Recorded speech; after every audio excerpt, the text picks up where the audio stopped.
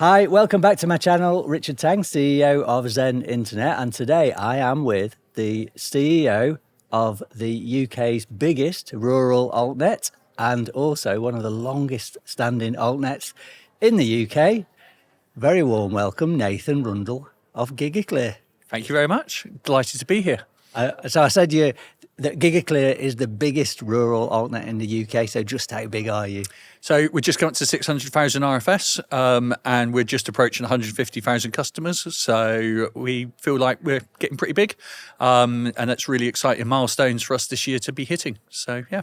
Fantastic. And in terms of your build as a rural altnet, I've got this picture in my mind of these little villages that you go out and you transform the residents with full fibre, but like you've got to do a lot of those to get to nearly 600,000. So to what extent do you go for the smaller towns or the bigger villages and do you even go into the towns sometimes, or do you just draw the line? So I think it's fair to say if you go back 3-4 years ago when everyone was rushing for first mover advantage, we had a little play with market towns. Okay. It's not really core to us, so probably only 15% of our network would be what we call market towns, and for us a market town is anything over about 2,000-3,000 homes. Other than that, most of our builds are small villages, very small towns, but really in that kind of 700 to 1,500 max sort of bracket, which means, I like to stand in the middle of a community we built, look around and see fields. That makes it feel rural to me. So a lot of that's very rural, and a lot of it was BGK build or stuff we've built on our way to those really ultra rural properties. Yeah, so let's talk about BDUK, because government subsidy, to what extent has government subsidy been critical to your build versus you actually thinking, you know what, because we've got the network here, it makes sense to do a commercial build? So I think kind of both are true. So I don't think Gigaclear would be the Gigaclear we know today if we hadn't won, or Matthew and the team hadn't won those BGK contracts, back probably 10 years ago. And those first Superfast contracts really gave Gigaclear that basis to start building into rural areas. And then off the back of that, as you surmised, we've picked up other communities and other homes en route to make sure that we've got some commercial infill opportunities. So it's a mixture between the two, but the business has been built around delivering those BGK contracts. And obviously we're delighted to have won 3 of the new BGK contracts. So we've got 2 in Oxfordshire and 1 in Gloucestershire. And we love BGK. We love doing their builds. We love the fact that we get out into those communities. They're really poorly served by copper speeds and we can make a real difference to them. And we do a lot of work with the BGK voucher programme as well, which again is a great opportunity to bridge that what's commercially viable just to be able to deploy into these areas that so desperately need the broadband. Yeah, and in terms of the BDUK contracts, because you've been involved with BDUK so long, you've got the Superfast, you've got the full fibre, and I think you had quite a lot of the Superfast contracts. I mean, what was the split that ended up? So we ended up with, I think it was about 14 Superfast contracts. Obviously, our progress in CDS is fairly well publicised, but the rest of the contracts we got on and delivered across Hereford, Gloucestershire, Berkshire, Northamptonshire, Essex. So they were really the basis of our business. And then the BGK contracts we've taken now are the opportunity to really fill in the gaps that were left in the network and take that network even further. And we focus in on our heartland, which is Oxfordshire and Gloucestershire. Yeah. Jerry Michelot told me that BDUK is a waste of taxpayers' money. What did you say to that? Because you said you love it. So look, ultimately, the differences that it makes to the communities when you can bring ultrafast, and we've got a really nice promotional video from one of the communities we went to where the parish councillors talk about how on Friday afternoons there's more parents around for pickups. The village shop has reopened. The village pub's now got more trade because people are able to hybrid work and only commute 2-3 days, so people are more involved in the community, more able to be involved in their children's lives. And I think those sorts of things make a huge difference. if you didn't have BGK, when you start looking at the cost per prem to build, the economic viability just wouldn't be there. So, you can argue both ways, I suppose. And, Jeremy's got a really clear business model and a really successful business. That's fantastic. But actually where we want to do is try and drive more purpose and get more connections into these areas, because the difference it makes is massive. And up to this point, a number of our customers were suffering at like less than 12 meg. And in this day and age, that's just not practical for households to run on. So I think there's a place for everything. I'm sure with all government programs, people could look at it and say it could be different, it could be better. But ultimately, I think it's done an amazing job and really achieved what it set out to achieve. I've heard from actually a few industry sources that BDUK contracts can be quite onerous, quite strict. And I know that Gigaclear's you've had a few challenges over the years delivering them. So, I mean, what can you say about that? I think the contracts are what the contracts are. What I have found, and prior to this, I did BGK for Openreach, is if you work with the local bodies, you work with BGK centrally, they are really keen to work in partnership. Yeah. And I always remember when I was learning my trade as a commercial person that, you put the contract in the drawer and hopefully that's where it stays. And you do see a lot of that when working with the local bodies and working with central government, is there's a real focus on how do we work together? How do we overcome the problems to get this network deployed? It's not to say every conversation's, a happy, easy conversation, but overall it's been an incredibly successful partnership for us. Yeah, I mean, one of the bits of feedback I got was that some of the contracts require you to provide access to everyone in the community, so you're not excluding the people that are more difficult to build to. So you sign a contract on that basis, but then there's one farmer that just will not let you into his field. And so because of that one person, you don't get any of the money. I mean, have you experienced any of that? I wouldn't say it was quite that dramatic. There's normally a list of UPRNs that you need to build to, and there are options to descope UPRNs if there's problems. So the government's not unreasonable. If you've got like a ransom landowner that refuses you access, there's not a huge amount we can do. We can always look into using code of powers, but then the cost versus reward, you get into some of those debates. To be honest, we've had a few areas that have been a bit contentious, but as I said, normally everyone comes to the negotiations with the look for partnership. Quite often working with the parish councils can help unblock those difficult landowners. And we've done some work with the NFU. We've done some work with lots of different organisations to try and make sure that we're able to build in rural areas. But when you've been doing this for 15 years, you begin to learn where you're likely to have the problems, how to overcome those problems, and what relationships you need to really get through some of that stuff. So, I'm not going to say it's always been easy, and there's definitely been a few sleepless nights, but overall, I think we've got a pretty good methodology for getting rural builds built. Yeah. You had a bit of problems in Essex, I believe. Yeah. So, obviously, it's pretty well publicised that Essex decided to take us to court. It's also been reasonably well publicised that we've all come to an amicable agreement outside of court. So we're just excited to be getting on and making sure we can get as many of those homes connected as possible, as quickly as possible. Yeah. And like I said, it's that pragmatism and being willing to work together that really does help overcome these problems. And yeah, again, we've managed to find a way through. Yeah, and they did speak highly after the settlement of actually the good job that you're doing. Yeah, I said we work really closely with all of our local bodies, and back to, is there a case for BGK and state aid funding? There wouldn't be this level of positivity around the deployments, the programs. There wouldn't be this level of emotion if this service wasn't absolutely critical for these communities. So you kind of get into it, and yeah, I don't think there's ever been a commercial arrangement where there isn't some kind of dispute or disagreements. That's kind of business. Yes. So the key is, how do you work through, how do you solve it, and the relationships you look to maintain as you work through those problems. Yeah, I guess Jeremy's point is free market competition would have done its thing, but it does feel like it would have taken a lot longer to get to some of the places that you've built to. And I'd debate in some of these areas whether free market competition would do its thing unless we were willing to accept considerably higher pricing in rural areas than in towns and cities, because economics are economics, and as Jeremy knows and every chief exec knows, you've got to make a return on investment for your investors and your lenders. And some of the build costs for some of these properties as standalone items are are eye-watering. Yeah. And there's no way with the price of broadband that they're ever economically viable without some kind of intervention. Yeah.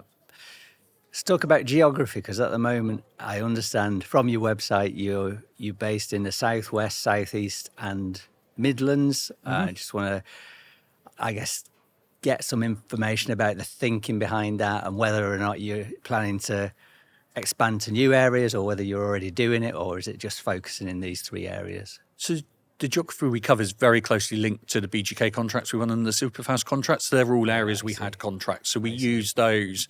We used to use the analogy of the branches of the trees, and then we would fill in the leaves with the commercial deployment. And that's really where we've stayed true to. Obviously, on our website, it states we're moving to 1 million homes. That's still kind of where we'd like to end up. To do that, we'd probably have to expand the geography. But in the current climate with funding and the cost of funding as it is, we're just making sure we're being very sensible about how we deploy our capital rather than rushing off and trying to do stuff when, we've got to make sure we've got a sustainable business. Yeah, and that 1 million homes ambition, I mean, that's an ambition you've had for some time. For some time, yeah.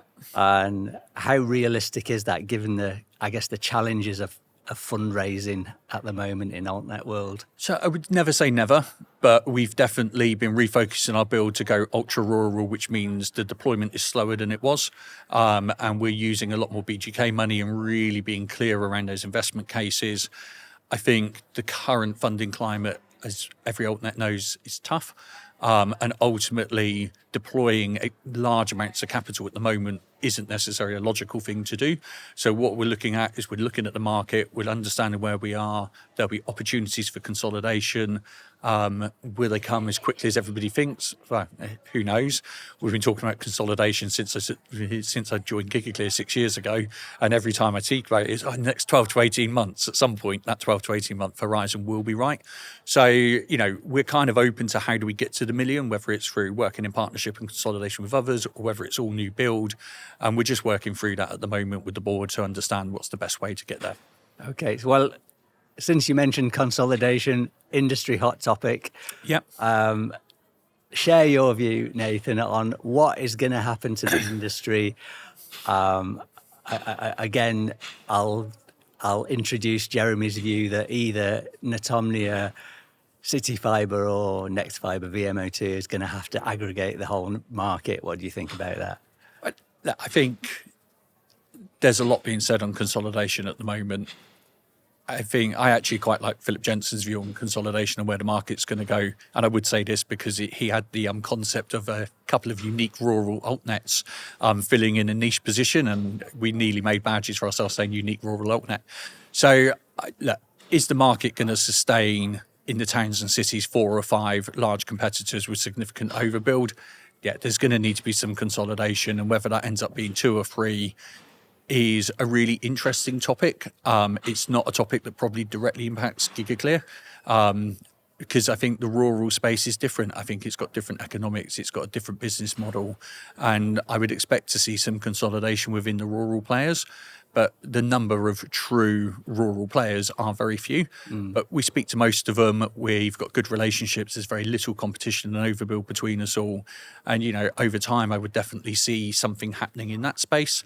And then you probably got the area 1, area 2 sort of debate, as Ofcom calls it and defines it, where is it 2, is it 3, is it 4? I think is something we will wait and see. I think a lot of it, again, comes down to funding. Who's got the money? There's a lot of money invested in these vehicles and in these different companies, and they're going to need to find a way to come together in an equitable way. And, Openreach and Co are doing a great job at doing their deployment. They've got some really good coverage, and we've got to stay focused on making sure that you carve out a space for yourself within the sector, whatever that space might be. I mean, you see, I guess, City Fibre, Nexfibre, VMO2, and City Fibre, Nexfibre, VMO2, and Netomnia, all talking about very bullishly about being the consolidator. But I guess if you look at City Fibre refinancing, VMO2, Nexfibre seems to have scaled back their ambition a bit. I guess the question is, it's all very good talking about being consolidated in the whole UK market, but where's the money going to come from? Look, and that's the question. I don't think Gigaclear is going to be the vehicle to consolidate the UK market. So Okay. I don't.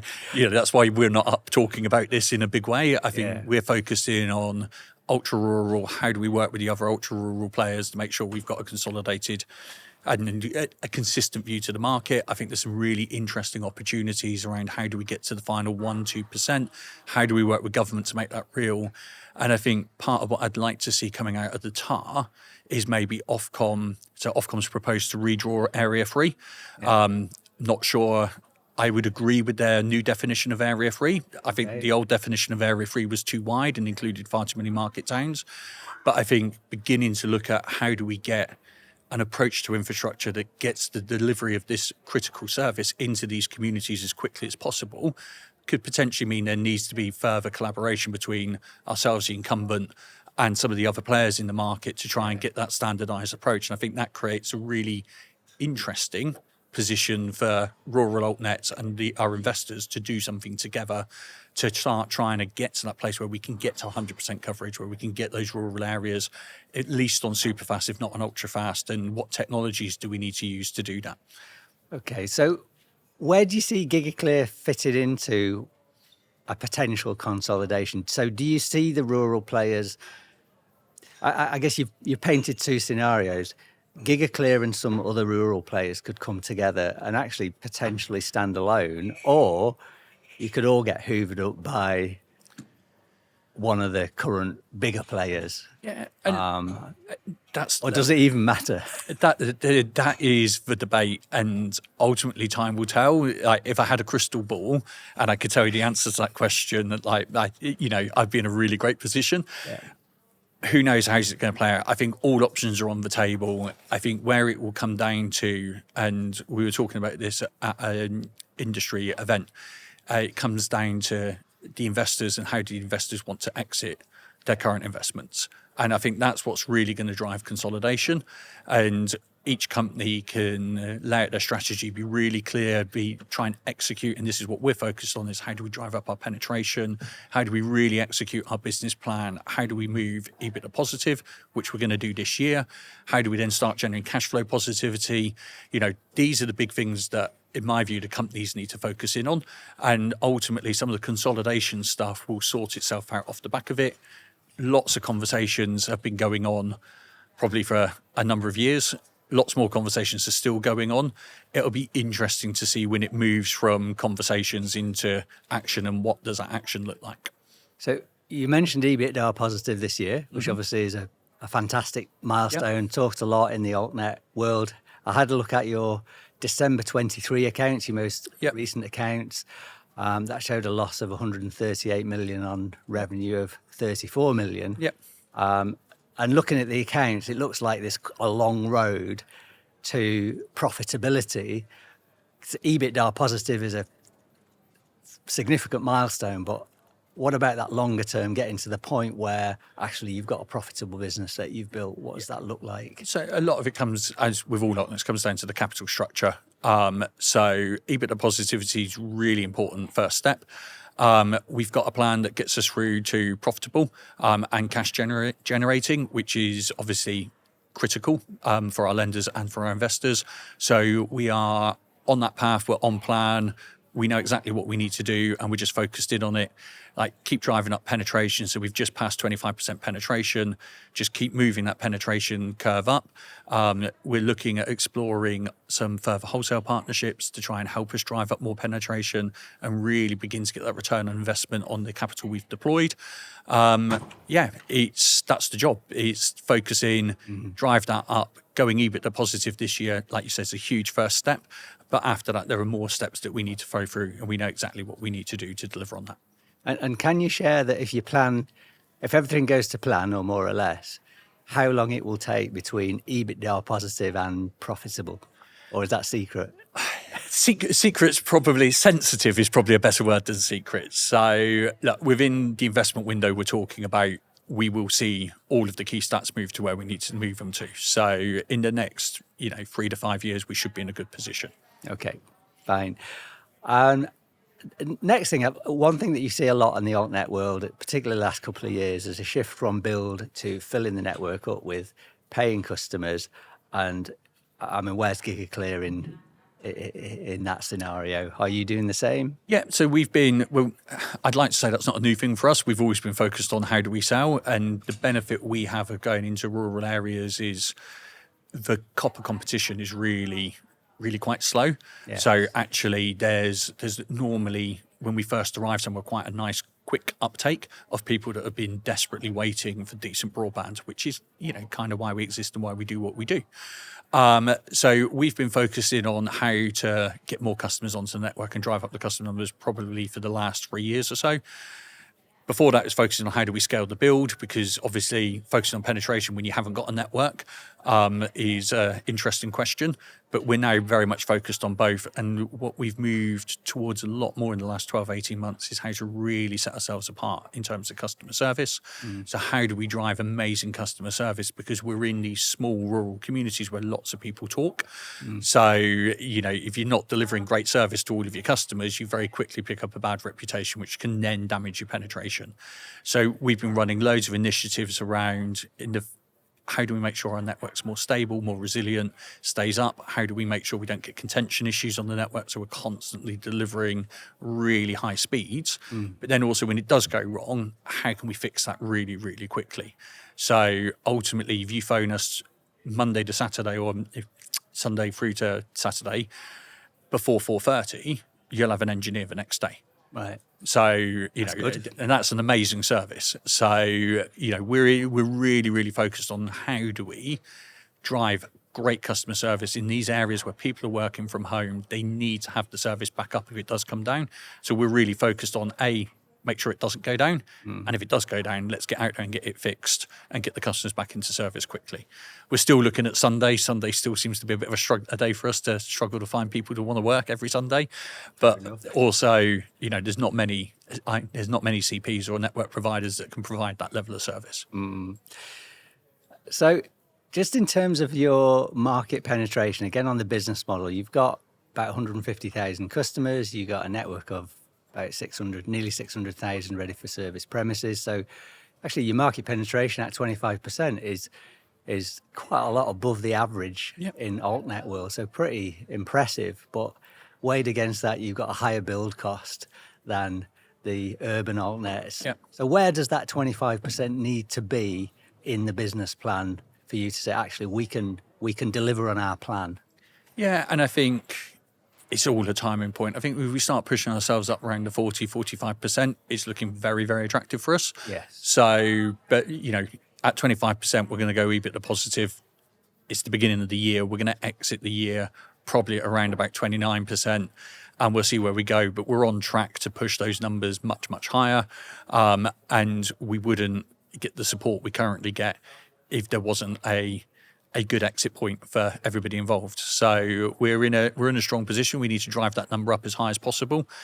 There's a little part of me that thinks if we could get some sensible regulation around Area 3 and how do we do infrastructure collaboration, the opportunity potentially to work with the incumbent and to work with others to really drive up that fibre penetration rate and just drive up the coverage so that we can really begin to drive up the penetration rate through wholesale and through retail, could create a very different business to what we have today. And that's where me and the team are really focused in on at the moment. Yeah, so you mentioned a couple of times Ofcom's Area 3. I mean, Yeah. What would you say to Ofcom in terms of, from Gigaclear's perspective, if you really want to do your best in terms of regulating this market, Yeah. what would it look like? So I think the first thing is to do what they said they're going to do, which is no significant changes through this period.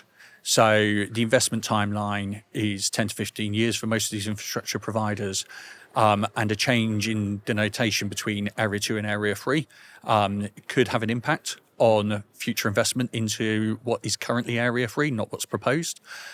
I also think we'll be petitioning quite hard into Ofcom around the fact that just because an altnet's built it doesn't immediately make it commercially viable for two operators.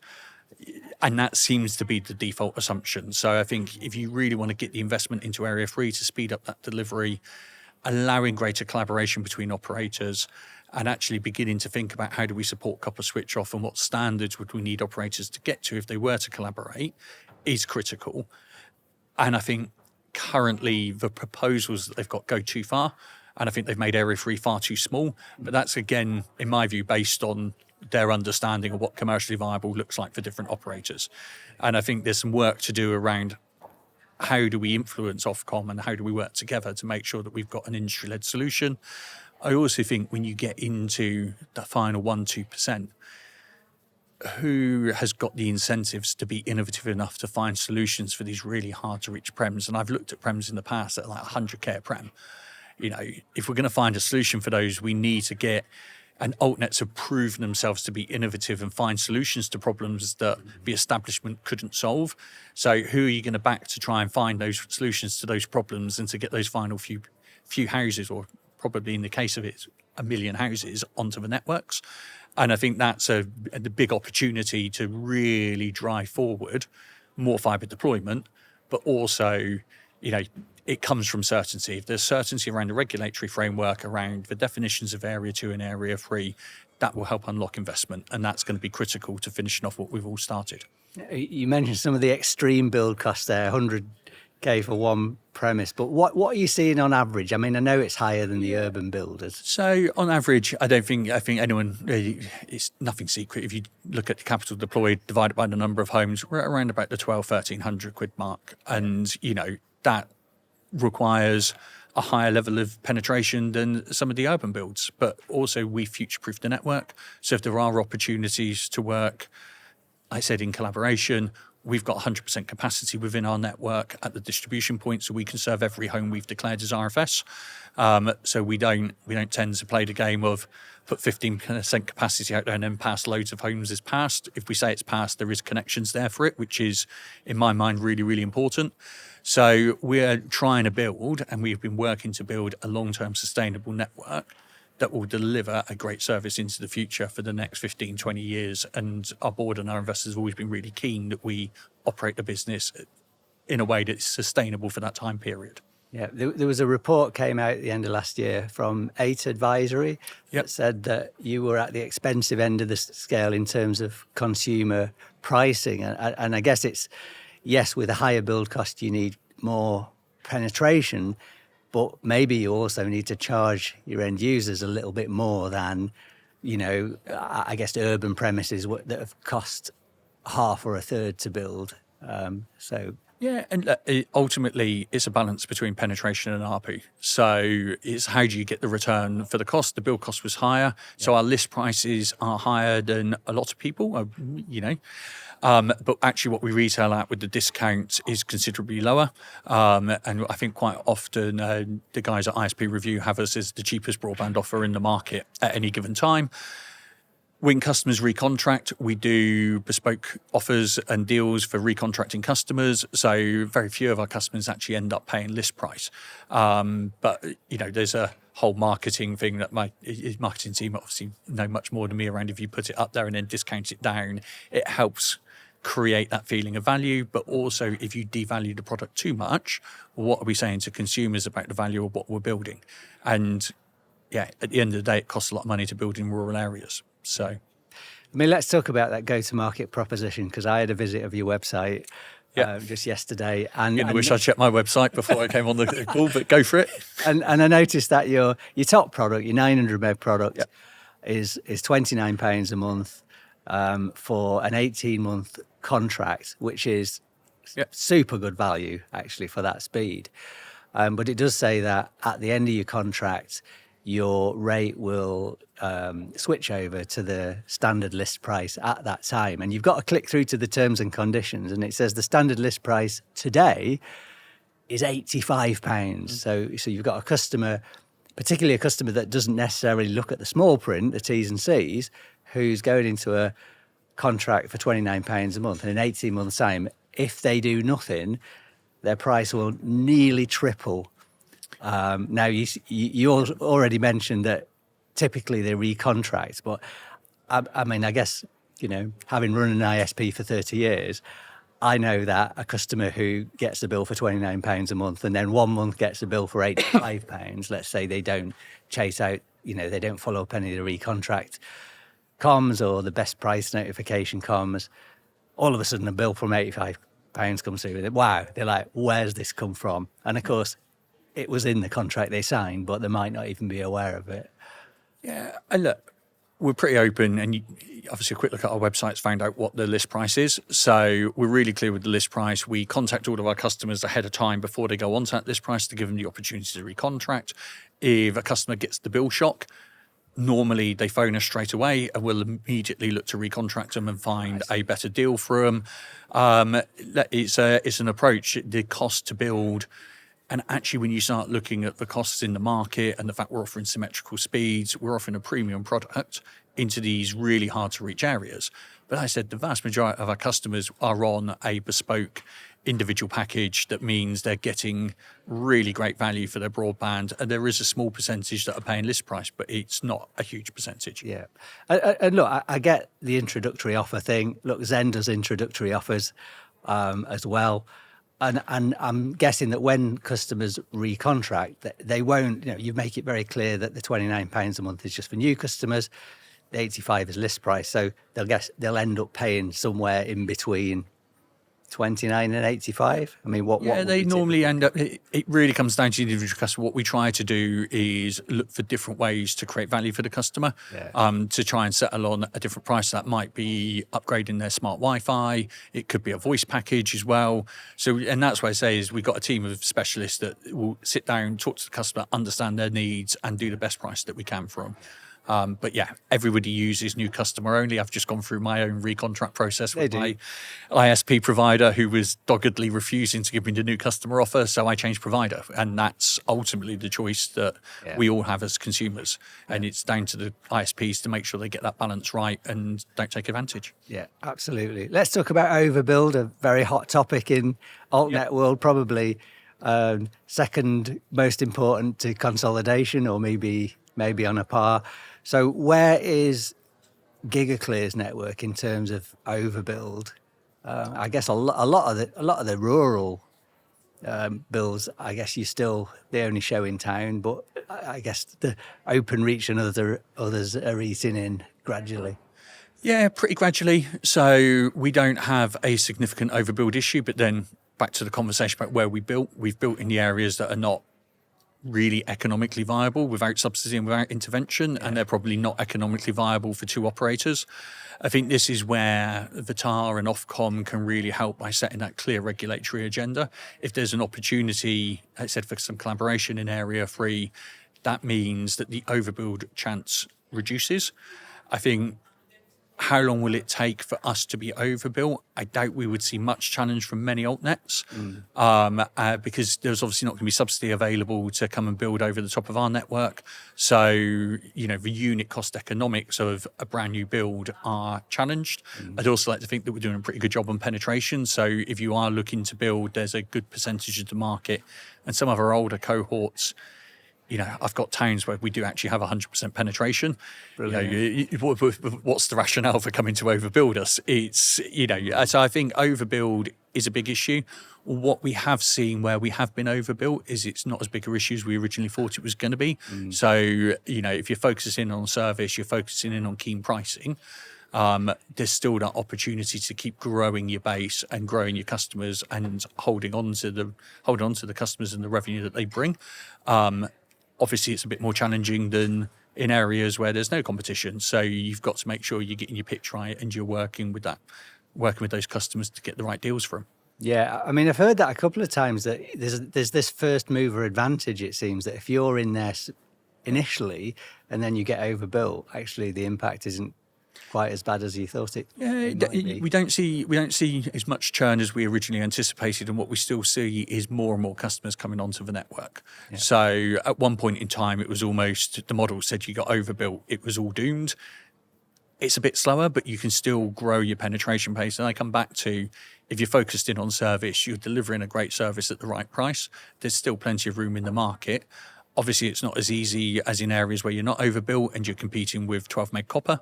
But pros and cons, it was cheaper to build in those areas than it was in the more rural areas. Yeah. So. And what about Openreach? Because, they're just going like a bullet train, 1.1 million new builds every quarter. They're on target for their 25 million by the end of next year, and then they're going to build, they've said, about 1 million a year after that. And Clive's been very open, we will build everywhere, including the rural areas. So, I mean, what's your view about the long-term impact of Openreach's build, which I guess will probably be the main threat in terms of competition? Yeah, I think, Overreach are doing a great job of accelerating their build. They've started deploying really, really well. And as Clive says, they're on track, and having worked for them previously, I believe they've got a strong capability.